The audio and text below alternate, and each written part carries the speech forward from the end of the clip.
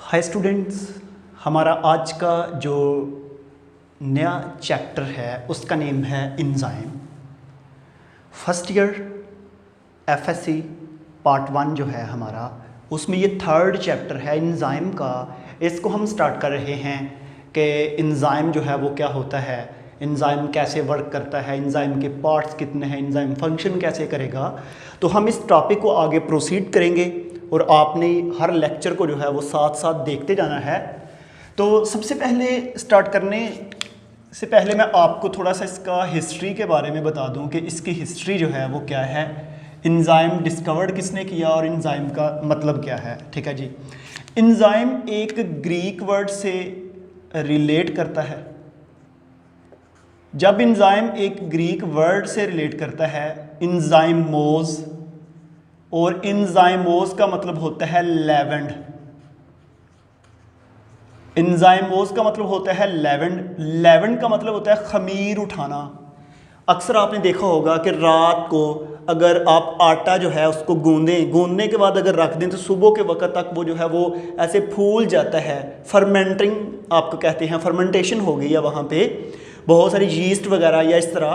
तो लेवेंड का मतलब होता है खमीर किसी चीज़ का बनाना, उसका मतलब होता है एंजाइम। और वो ब्रांच जो एंजाइम को डील कर रही है उसको हम बोलते हैं एंजाइमोलॉजी। एंजाइमोलॉजी के बाद हमारे पास 1874 में विल्हेल्म कोह ने एक साइंटिस्ट था जिसने फर्स्ट टाइम जो है वो एंजाइम को डिस्कवर किया और एंजाइम के ऊपर वर्क किया विल्हेल्म कोहनी ने 1874 में। तो स्टूडेंट्स ये हमारे पास एंजाइम का, इसके अलावा हम कहते हैं एंजाइम जो है ये सलाइन सोल्यूशन होता है। ये पुराने कॉन्सेप्ट हैं। अब ये सलाइन सोल्यूशन के बारे में आपको पता है और बहुत से साइंटिस्ट एंजाइम को जो है वो कहते हैं। कब फर्स्ट टाइम कहाँ पे डिस्कवर्ड हुआ, कॉल्स जो है बछड़ा, उसकी जो स्टमक होता है उसके अंदर जो सोल्यूशन है जिसको हम सलाइन सोल्यूशन कहते हैं, उसके अंदर फर्स्ट टाइम एंजाइम जो है वो डिस्कवर्ड हुए। तो ऐसे जो है ये हमारे पास एंजाइम की थोड़ी सी हिस्ट्री है कि एंजाइम कैसे डिस्कवर्ड हुआ और कहाँ पे हुआ। अब मैं असल में चलता हूँ अपने टॉपिक की तरफ। ठीक है जी।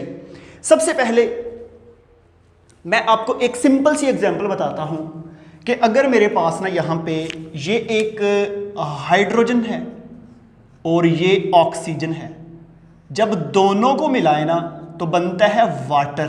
ठीक है जी। लेकिन आपने मैट्रिक में पढ़ा है कि दोनों को मिलाए वाटर, लेकिन स्टूडेंट ऐसे वाटर नहीं बनता। पहले यहाँ पे आपको एक कैटालिस्ट यूज करना पड़ेगा। जो कैटालिस्ट केमिकल रिएक्शन को करवाएगा, रिएक्टेंट को प्रोडक्ट में कन्वर्ट करेगा, उसको हम कहते हैं कैटालिस्ट। सेम लिविंग ऑर्गेनिज्म की बॉडी जो है, वायरस, बैक्टीरिया, एल्गी, फंजाई, जितने भी ऑर्गेनिज्म है हमारे पास, उनमें भी रिएक्टेंट प्रोडक्ट में कन्वर्ट होते हैं। लेकिन उनमें रिएक्टेंट को प्रोडक्ट में कन्वर्ट करने के लिए भी कैटालिस्ट चाहिए और उन कैटालिस्ट को हम कहते हैं बायो कैटालिस्ट, और बायो कैटालिस्ट को ही हम कहते हैं एंजाइम। समझ आ गई है? इसका मतलब फिर ये हो गया कि लिविंग ऑर्गेनिज्म की बॉडी में जितने भी केमिकल रिएक्शन है उसमें रिएक्टेंट को प्रोडक्ट में कन्वर्ट करने के लिए जो कैटलिस्ट चाहिए उसको हम क्या बोलते हैं, enzyme. Enzyme are also called biocatalyst. ठीक है जी, क्लियर हो गया जी।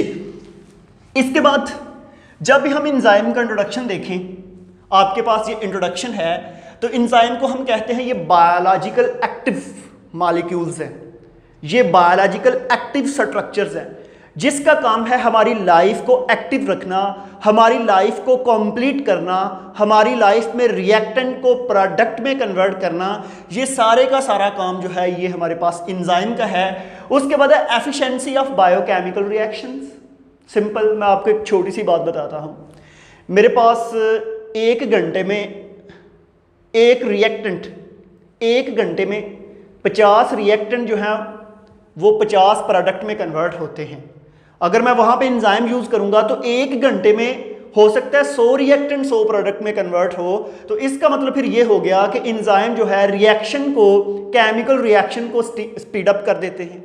केमिकल रिएक्शन को, रिएक्टेंट को जो है वो प्रोडक्ट में कन्वर्ट करने में स्पीड लेते हैं। और स्टूडेंट इससे ही लाइफ पॉसिबल है। हमारी बॉडी के अंदर अगर इंजाइम काम करना छोड़ दे तो इंसान उसी वक्त उसकी डेथ हो जाती है। आप जब भी अक्सर देखा होगा कुछ लोग बिजली, इलेक्ट्रिक शॉक, जो ही उनमें से बिजली पास होती है इंसान उसी वक्त मर जाता है, क्योंकि उसकी बॉडी के अंदर जो इंजाइम ग्लोब्यूलर इन स्ट्रक्चर्स हैं वो डीनेचर हो जाएंगे, वो खत्म हो जाएंगे और इंसान मर जाएगा। ठीक है, ऐसे हमारे पास जो है जब भी आप इंजाइम को देखें, इंजाइम का मैं आपको एक चीज बता दूं, all enzyme are globular protein except ribozymes. कुछ ऐसे इंजाइम होते हैं जो प्योर प्रोटीन के नहीं बने होते, बाकी तकरीबन 99.99% जो इंजाइम है वो प्रोटीन के बने होते हैं। जब ये मेरे पास एक सेल है, आपने सेकंड चैप्टर में पढ़ा था और मैट्रिक में भी पढ़ा है कि सेल के अंदर डबल स्ट्रैंडेड डीएनए है, इससे मैसेंजर आरएनए बनेगा। वो मैसेंजर आरएनए जब साइटोप्लाज्म के अंदर आएगा तो उससे बनेगी प्रोटीन। ठीक है जी, ये जो प्रोटीन है ना, ये प्रोटीन अभी स्ट्रेट चेन है, बाद में इसमें मॉडिफिकेशन होगी, ये राउंड ग्लोब्यूलर शेप हो जाएगी और जब ये ग्लोब्यूलर शेप होगी तो ये एंजाइम के तौर पे काम करेगी। तो ऐसे स्टूडेंट हमारे पास जो है इसमें हंड्रेड्स ऑफ अमाइनो एसिड्स पाए जाते हैं। जब भी आप एंजाइम को देखते हैं, एंजाइम की 2 साइड्स हैं। एमसीक्यू याद रखना है, मेरे पास ये मैंने एक स्ट्रक्चर ड्रा किया हुआ है जिसको मैं एंजाइम कहता हूं। इसकी ये वाली साइड जो है इसको हम ग्लोब्यूलर साइड कहते हैं और जो ऊपर वाली साइड है इसको हम बोलते हैं एक्टिव साइट। जस्ट मैं इसको बोलता हूं, ये है जी ग्लोब्यूलर साइट, और ग्लोब्यूलर साइट के बाद ये जो ऊपर वाली है ये है एक्टिव साइट। ठीक है जी, ऐसे हमारे पास जो है एंजाइम के 2 पार्ट्स हैं। एंजाइम के ये जो 2 पार्ट्स हैं इसी को ही आगे हमने अभी डिस्कस करना है। जस्ट आप अभी इतना देखें, आगे मैं चलता हूं पार्ट्स ऑफ एंजाइम की तरफ। ठीक है जी स्टूडेंट्स, बुक में कुछ वर्ड्स लिखे होंगे, एंजाइम आर सोलैली प्रोटीन। सोलैली का मतलब होता है सरासर, कंप्लीट तौर पे, मुकम्मल तौर पे। एंजाइम मुकम्मल तौर पे जो है वो बना होता है प्रोटीन का। ठीक है, उसके बाद ये जो है tremendously increase the chemical reaction. Enzyme जो है अचानक केमिकल रिएक्शन को स्पीड अप करता है और उससे हमारे पास बेशुमार प्रोडक्ट्स बनती हैं। ठीक है जी, तो ये जो जब आप पार्ट्स ऑफ एंजाइम को देखें तो एंजाइम के 2 पार्ट हैं। एक वो पार्ट होता है जिसको प्रोटीन पार्ट कहते हैं और दूसरा वो पार्ट है जिसको नॉन प्रोटीन पार्ट कहते हैं। देखें जी, मेरे पास ये एक एंजाइम है, अगर आप इस एंजाइम को देखें तो ये जितना भी ब्लू रीजन है ये सारे का सारा प्रोटीन पार्ट है। ठीक है, और इसके ऊपर ये जो रेड वाली चीज़ है ना, ये नॉन प्रोटीन पार्ट है। इसको मैं लिख देता हूं नॉन प्रोटीन पार्ट। और ये जो नॉन प्रोटीन पार्ट्स होते हैं ये बेसिकली एंजाइम को हेल्प करते हैं कि रिएक्टेंट को प्रोडक्ट में कन्वर्ट इजीली किया जाए। तो इसके ऊपर ये जो आपका नॉन प्रोटीन पार्ट है ये इसके ऊपर अटैच हो जाएगा आकर। मैं यहाँ पे इसको अटैच कर देता हूँ, ये अटैच हो गया। तो अब फिर ये हो गया कि मेरे पास ये एक एंजाइम मुकम्मल हो गया। इसमें 2 पार्ट हो गए, एक ब्लू कलर वाला जो है ये प्रोटीन पार्ट है और ये जो ऊपर है ये नॉन प्रोटीन पार्ट है। ठीक है जी, प्रोटीन पार्ट जो है और जो नॉन प्रोटीन पार्ट है ना, नॉन प्रोटीन पार्ट को हम बोलते हैं कोफैक्टर। ठीक है जी, नॉन प्रोटीन पार्ट को हम बोलते हैं कोफैक्टर। जब भी आप एंजाइम को देखते हैं, जो कोफैक्टर है इसको फर्दर 2 पार्ट में डिवाइड किया जाता है। कितने पार्ट में? 2 में। एक वो है जिसको हम बोलते हैं इनऑर्गेनिक और दूसरा वो है ऑर्गेनिक। एंजाइम जो था, पार्ट्स ऑफ एंजाइम में एंजाइम का कुछ पोर्शन प्रोटीन होता है और कुछ नॉन प्रोटीन पार्ट है। नॉन प्रोटीन पार्ट को कोफैक्टर कहते हैं। कोफैक्टर की फर्दर 2 टाइप्स हैं। कुछ ऐसे कोफैक्टर हैं जिसको हम इनऑर्गेनिक कोफैक्टर कहते हैं, कुछ ऐसे कोफैक्टर हैं जिसको हम ऑर्गेनिक कोफैक्टर कहते हैं।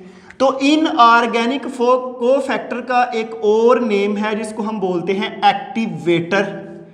एक्टिवेटर्स में आयन आ जाते हैं हमारे पास मैग्नीशियम, सोडियम, पोटाशियम, इसी तरह जो है और कॉपर्स वगैरह, मैंगनीज वगैरह जो है, ये सारे के सारे हमारे पास जो हैं इनऑर्गेनिक कोफैक्टर हैं।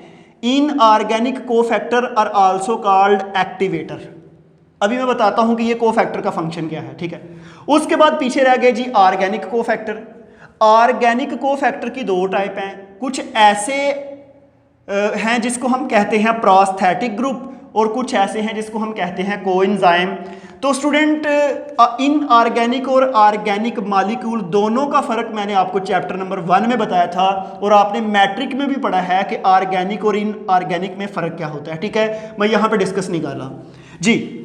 प्रोस्थेटिक ग्रुप जो है, जब भी आप एंजाइम को देखें, एंजाइम के ऊपर जो कोफैक्टर है अगर वो ऑर्गेनिक हो और साथ वो एंजाइम के साथ कोवलेंटली अटैच हो, आप ये कह सकते हैं कि वो इसके साथ कोवलेंट बॉन्ड बना ले, उस कोवलेंट बॉन्ड की वजह से परमानेंटली कोफैक्टर ऑर्गेनिक जो एंजाइम के ऊपर एक्टिव साइड पे परमानेंटली अटैच होता है कोवलेंट बॉन्ड बना के, उसको बोलते हैं प्रोस्थेटिक ग्रुप। ठीक है जी। और कुछ ऐसे कोफैक्टर हैं ऑर्गेनिक जो एंजाइम की एक्टिव साइट पे लूजली अटैच हैं, मीन के वंडरवाल फोर्सेस है या हाइड्रोजन बॉन्डिंग है, जब उनका दिल चाहे वो अटैच हो जाए, जब केमिकल रिएक्शन कंप्लीट हो जाए वो रिमूव हो जाए, तो उनको हम बोलते हैं कोएंजाइम। तो प्रोस्थेटिक ग्रुप की अगर आप एग्जांपल लें तो फ्लेवन न्यूक्लियोटाइड है, कोएंजाइम की अगर एग्जांपल लें तो नैड है, निकोटिनामाइड डाइन्यूक्लियोटाइड, जो आप सेकंड चैप्टर में पढ़ के आए हैं कि हमारे पास ये कोएंजाइम की एग्जांपल्स हैं। ठीक है जी, ये हमारे पास थोड़ा सा इसका इंट्रोडक्शन था। अब मैं यहाँ पे आपको बताऊं कि जब भी आप एंजाइम को देखें, मैंने पहले स्टार्ट में बताया था कि एंजाइम का काम है रिएक्टेंट को प्रोडक्ट में कन्वर्ट करना। एंजाइम को जब आप देखें, ये एंजाइम की ऊपर एक्टिव साइट है। ठीक है जी, ये जो ग्रीन कलर वाला है ना, ये है जी मेरे पास सबस्ट्रेट। ये जो ग्रीन कलर वाला है ये है मेरे पास सबस्ट्रेट, और ये जो है ये है जी क्या कोफैक्टर। कौन किस कलर वाला? रेड वाला। अब देखें, ये जो सबस्ट्रेट है ना, सबस्ट्रेट इसकी एक्टिव साइड पे अटैच होगा। डायग्राम नंबर 2 में देख लें आपको जो सबस्ट्रेट है वो इसकी एक्टिव साइड पे आपको नजर आ रहा है अटैच है, लेकिन यहां पे जो जगह खाली बच रही है एक्टिव साइड पे वो फिल किसने की है? कोफैक्टर ने। इसका मतलब है कि जब आप सबस्ट्रेट को देखें, जब सबस्ट्रेट उसकी एक्टिव साइड पे अटैच होता है तो कुछ जगह जो पीछे फिल करने वाली रहती है उसको सबस्ट्रेट फिल नहीं कर रहा होता, उसको फिर कौन करता है आके? कोफैक्टर।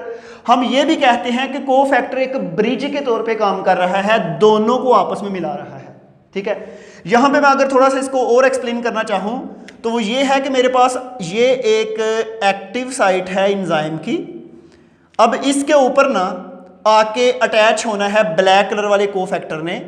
तो कोफैक्टर अटैच होने से पहले यहां पे ना पहले एक इस सरफेस को, इसको हम कैटालिटिक, आगे जाके हम पढ़ेंगे कि एक्टिव साइट के फर्दर 2 पार्ट हैं, एक कैटालिटिक साइट है और एक्टिव साइट है। ठीक है, मतलब कि ये जो सबस्ट्रेट है इसने इसके ऊपर अटैच होना है। अटैच होने के लिए सबस्ट्रेट को मैंने बना दिया ब्लैक से।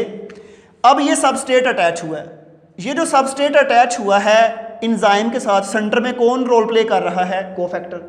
तो कोफैक्टर यहाँ पे ब्रिज के तौर पे काम कर रहा है, दोनों को आपस में मिला रहा है। ये असल में ये डायग्राम ये शो कर रही है। ठीक है जी, तो डायग्राम नंबर 1 के अंदर हमारे पास जब सबस्ट्रेट ने अटैच होना था, कोफैक्टर आके जुड़ा, उसने आके इसको जोड़ दिया, ये कॉम्प्लेक्स बन गया। इसको हम ES complex, enzyme substrate complex कहते हैं। यहाँ पे ये जो रिएक्टेंट है ना, इस रिएक्टेंट को फर्दर बना के ये ब्लैक कलर के प्रोडक्ट में कन्वर्ट कर दिया, और हमारे पास ये एंजाइम और कोफैक्टर दोबारा अपनी ओरिजिनल शक्ल में आ जाएंगे, और फिर दूसरे सबस्ट्रेट को पकड़ के फिर प्रोडक्ट में, फिर दोबारा आएंगे दूसरे सबस्ट्रेट को पकड़ के फिर प्रोडक्ट में।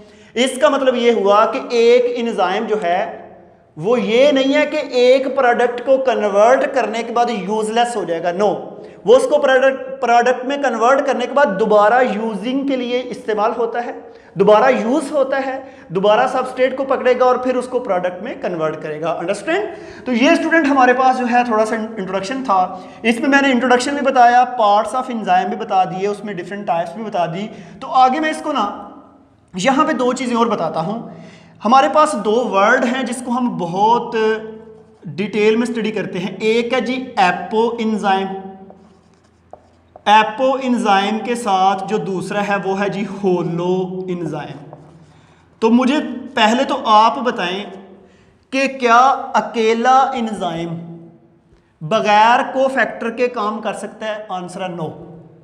स्टूडेंट, जितने भी कोफैक्टर, जितने भी एंजाइम हैं, उनको काम करने के लिए कोफैक्टर की जरूरत है।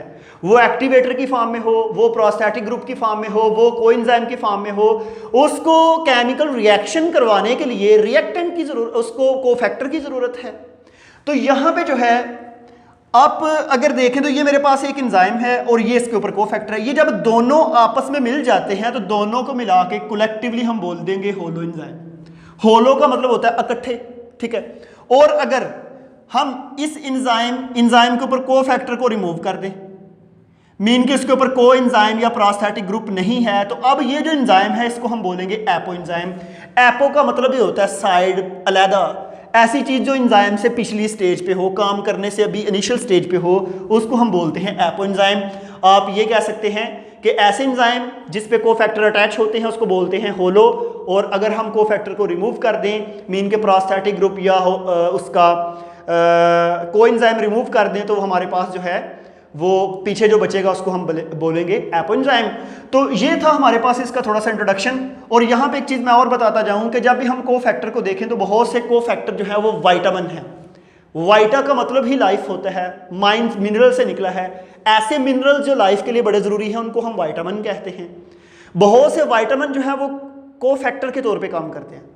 अक्सर आप खुराक सारी लेते हैं लेकिन आप फिर भी वीक हैं, डॉक्टर आपको कहते हैं यार आप मल्टी वाइटामिन यूज़ करें। जो ही आप मल्टी वाइटामिन यूज़ करेंगे तो वो तमाम वाइटामिन आपकी बॉडी में तमाम कोफैक्टर के तौर पे काम करेंगे और मैक्सिमम रिएक्टेंट को प्रोडक्ट में कन्वर्ट करेंगे और आपकी बॉडी एक हेल्दी सी हो जाएगी, ठीक है जी। तो ये मेरे पास जो है थोड़ा सा इंट्रोडक्शन था एंजाइम का। और मैं ये दोबारा बता दूं, ये जितना भी एंजाइम का मैंने बताया है ये सारा इंटर लेवल पे बताया है, ठीक है। तो ये जो ही हमारे लेक्चर सीरीज कंप्लीट होगी तो इसके बाद हम बैचलर और मास्टर लेवल के लेक्चर भी इंशाल्लाह स्टार्ट कर देंगे। तो यहाँ पे नेक्स्ट हमारे पास पॉइंट है फंक्शन ऑफ एंजाइम, कि एंजाइम फंक्शन कैसे करता है, ठीक है। ये स्टूडेंट मेरे पास एक सेल है। सेल का मैंने इंट्रोडक्शन फर्स्ट चैप्टर में भी पढ़ाया था। सेल का इंट्रोडक्शन आपने मैट्रिक में भी पढ़ा है कि जब भी आप सेल को देखते हैं तो ये है जी सेल और ये है इसका साइटोप्लाज्म। ये सेल का साइटोप्लाज्म है, ये है जिसका माइटोकॉन्ड्रिया, ये है जिसका न्यूक्लियस, ये है जिसका क्लोरोप्लास्ट, ठीक है जी। स्टूडेंट, बहुत से ऐसे एंजाइम है जो साइटोप्लाज्म के अंदर डिसॉल्व है, जो साइटोप्लाज्म के अंदर है। बहुत से ऐसे एंजाइम है जो सेल के अंदर पाई जाने वाली ऑर्गेनेलिज हैं, क्लोरोप्लास्ट, माइटोकॉन्ड्रिया, न्यूक्लियस, इन तमाम ऑर्गेनेलिज के साथ मिलके रहते हैं और वहां पे काम करते हैं। आपने पढ़ा था मैट्रिक में कि एक ऑर्गेनेली है जिसका नेम है क्लोरोप्लास्ट और वो करती है फोटेंसिस, प्लांट के लीफ में पाई जाती है और सन की लाइट को इंट्रैप करके रिएक्टेंट को प्रोडक्ट ग्लूकोज में कन्वर्ट करती है। तो ऐसे तमाम एंजाइम जो क्लोरोप्लास्ट में पाए जाते हैं वो फोटेंसिस में पार्टिसिपेट करेंगे। माइटोकॉन्ड्रिया में आपने पढ़ा कि वो तमाम एंजाइम जो रेस्पिरेशन में पार्टिसिपेट करते हैं वो माइटोकॉन्ड्रिया के अंदर पाए जाते हैं। बहुत से ऐसे एंजाइम है जो राइबोसोम के साथ मिलकर प्रोटीन की सिंथेसिस करते हैं। आपने मैट्रिक में भी पढ़ा है और सेकंड ईयर के अंदर चैप्टर 20 में आपको पेज शायद 146 है या 148 है, वहां पे मैं आपको पढ़ाऊंगा कि हमारे पास ट्रांसलेशन होती है, प्रोटीन की सिंथेसिस होती है, उसमें डिफरेंट एंजाइम यूज होते हैं, ठीक है जी। तो ये मेरे पास जो एंजाइम का एक थोड़ा सा इंट्रोडक्शन था जिसमें मैंने कुछ चीज़ों को डिस्कस किया। और हमारा जो नेक्स्ट लेक्चर होगा वो होगा कैरेक्टरिस्टिक्स ऑफ एंजाइम। तो हम अपने लेक्चर को अब यहाँ पे वाइंड अप करते हैं। तो आज के लिए स्टूडेंट थैंक यू।